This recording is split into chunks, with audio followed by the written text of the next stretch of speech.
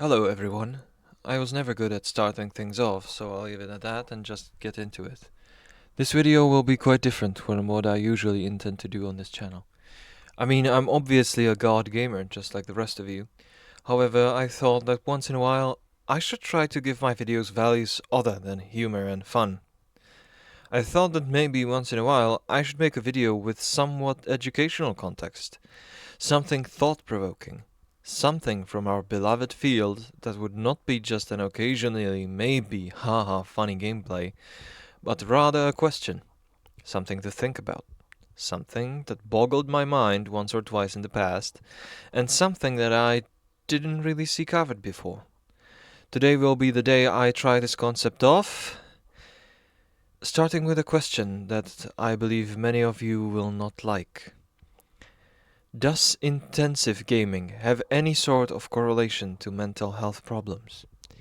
It is an issue that has been speculated about, researched, but never really reached a conclusive answer. So I tasked myself with looking into the matter, used some common logic to connect the dots, and came up with a sort of answer. Let me tell you, my conclusions are intriguingly unsettling. In my eyes, gaming is a hobby just like any other, only easier to get into. You buy some equipment, you do some stuff you enjoy doing, you feel better doing the thing. That is the definition of a hobby, something we do for fun. The above mentioned pretty much applies to all possible hobbies, be it sports, gardening, taking care of pets, or gaming. All of these can be considered hobbies, so why would I pinpoint gaming like that? Well, for many reasons actually. The main reason is that unlike many other hobbies, gaming has an enormous variety of things you can do. If I take soccer as something to compare gaming to, soccer is a game that has a set of rules, requires your time in order to play, and gives you boundaries in which you play. How is that different from gaming, you might ask? If I turn on a game, I also have some rules, some map that sets boundaries, and sometimes the game requires in order for me to make progress. And you are absolutely right. However, gaming does not require that big of a commitment. Unlike sports or many other hobbies, gamers can simply switch whatever it is they are playing in a matter of minutes to play something else. Whereas soccer player that likes playing soccer but gets tired of it for a bit and perhaps wants to try something else does not have that much of a choice as gamers do. He already has a team that relies on him, a position he's playing, and schedule of trainings. And yes, plenty of you can say the same about MOBA players and such, so let's get to the other point to run this idea home. Second reason that ties closely to commitment, in my eyes, is the quote-unquote state the gaming is in.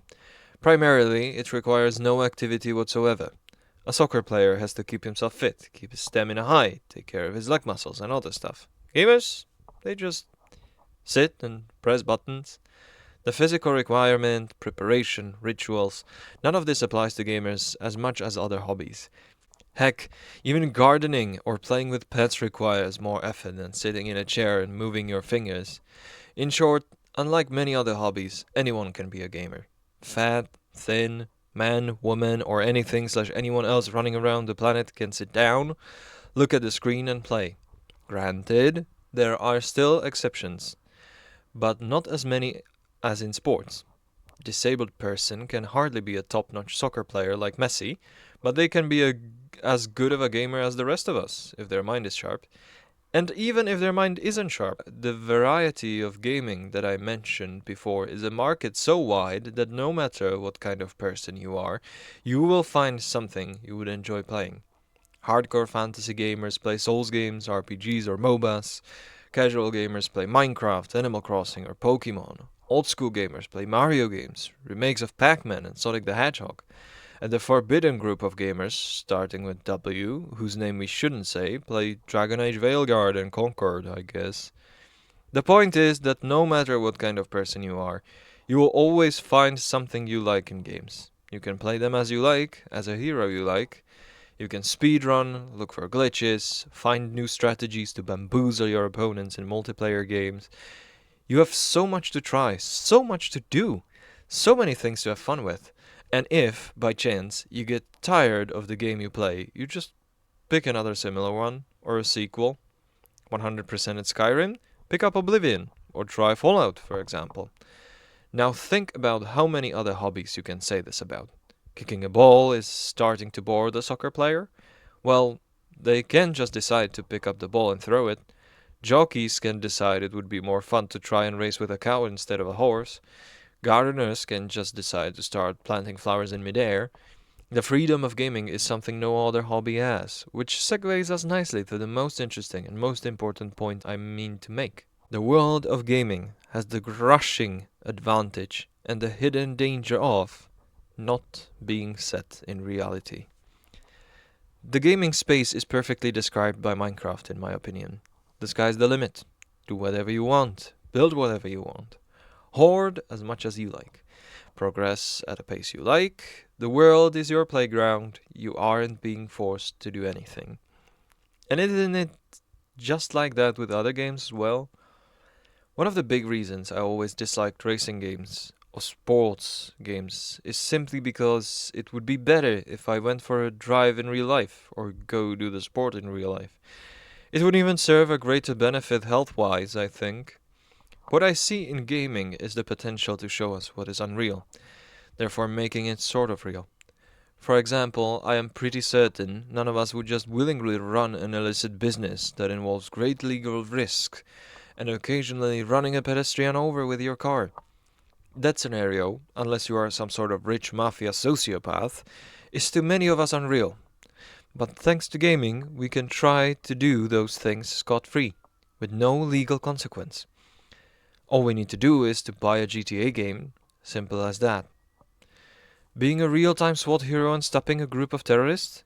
CSGO. Unleashing hell on hell and be the ultimate killing machine? Doom.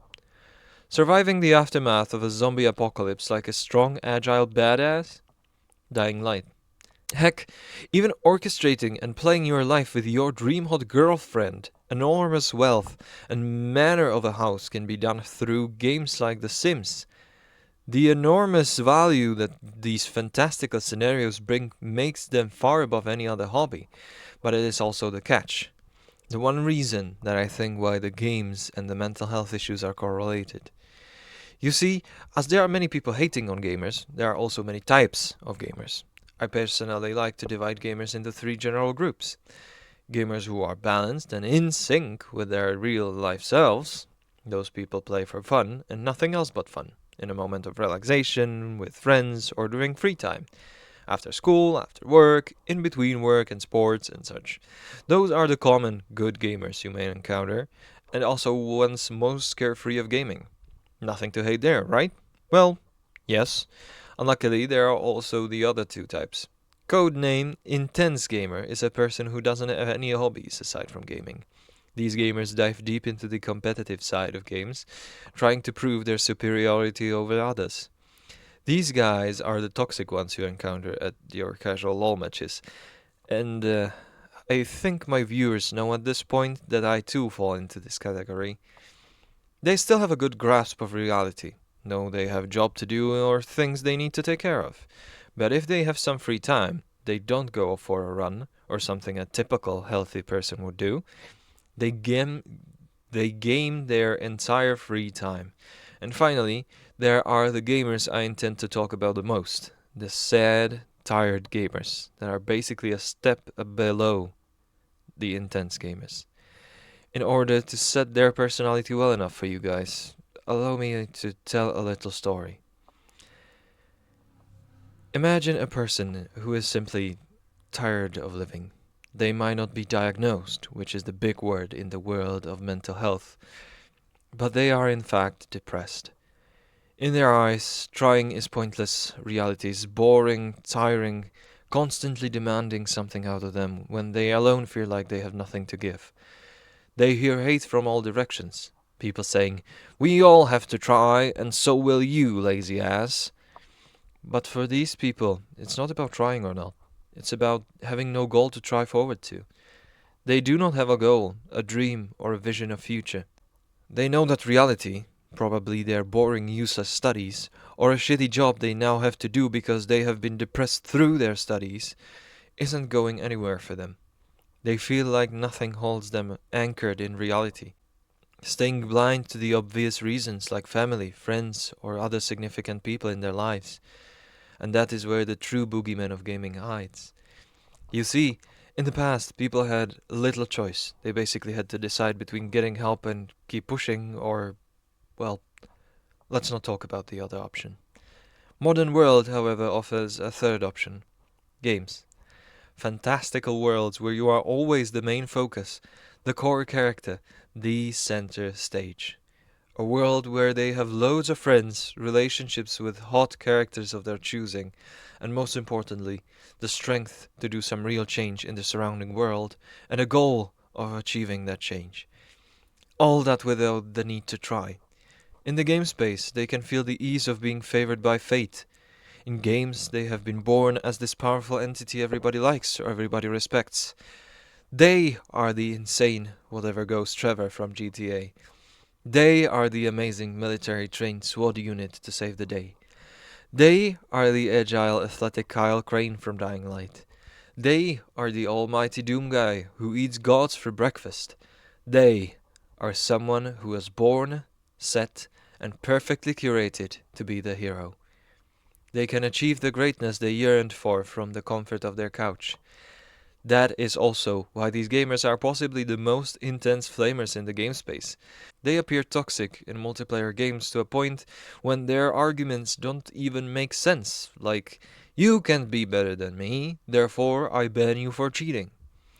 Because in their eyes, you have stolen the spotlight from them.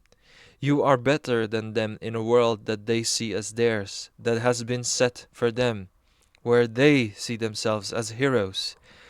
And that, needless to say, is only deepening the pit they feel when facing reality.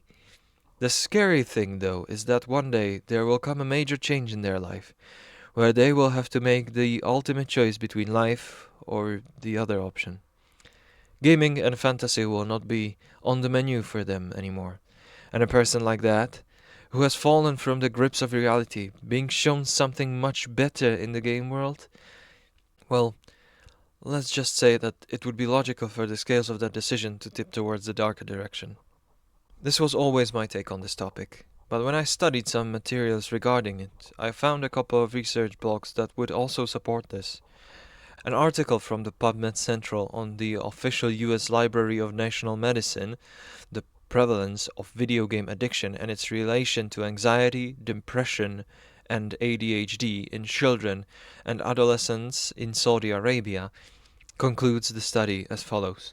Our findings reveal that there is a high prevalence of video game addiction among children and adolescents in Saudi Arabia, where the experiment took place. Excessive video game playing can negatively influence mental health, leading to issues such as anxiety, depression, and inattention.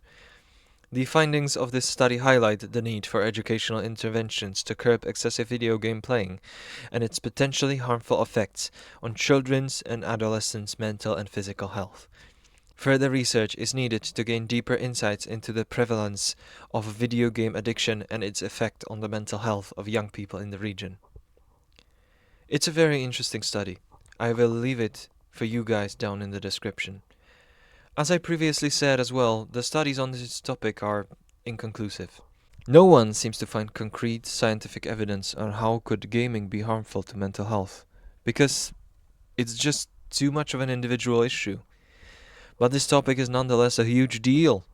And to be completely honest, gamers, I would even dare to go as far as to say that these people are the greatest chunk of why the unaliving rates are growing all across the world. Unlike in the past, people nowadays are given an easy choice to matter, and they don't care that what they perceive isn't real. It is their dream state.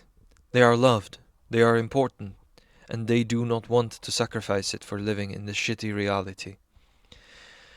That said, gamers, I need to clarify a few things. First of all, I'm not trying to dump on gaming for this. It is not the issue of the industry, and I definitely don't want to be seen as someone starting riots in front of development studios. In fact, I have also stumbled upon myriad studies that gaming is in many ways beneficial. More on that in another video, perhaps. Secondly, I am definitely not saying that gaming causes depression or any sort of mental health problems.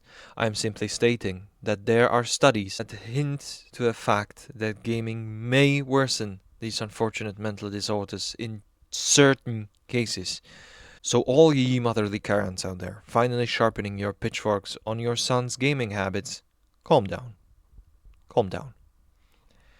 What I am trying to achieve here is to raise awareness of this issue, spark a conversation, debate over solutions, and hopefully, and most importantly, give courage to those who might be suffering from this unfortunate consequential gaming addiction. Whether you like it or not, you matter.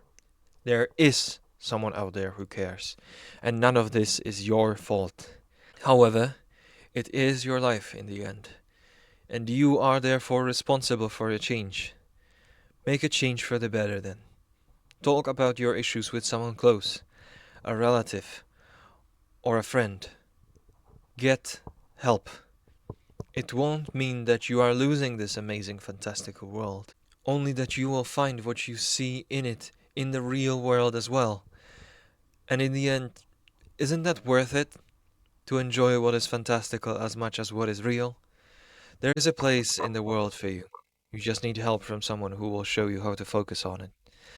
So, gamers, in conclusion, we have reached the fact that bad mental health is linked, at least to some extent, to gaming. To be specific, in certain cases, gaming may make mental health disorders worse. But what now? There is no evidence of that being a fact, even though we have explained and concluded it as such. Well, now I would like your help, dear gamers. I would like your help with spreading this information to anyone you might feel like it could be useful to. Let's make a good deed today, and raise awareness of this issue together, so that we too can participate in making the game space a little healthier place. I hope to see you all there, in the brighter future where games work as they were intended to, spreading nothing but joy and happiness to millions of people. Stay safe, gamers, and I hope to see you all next time.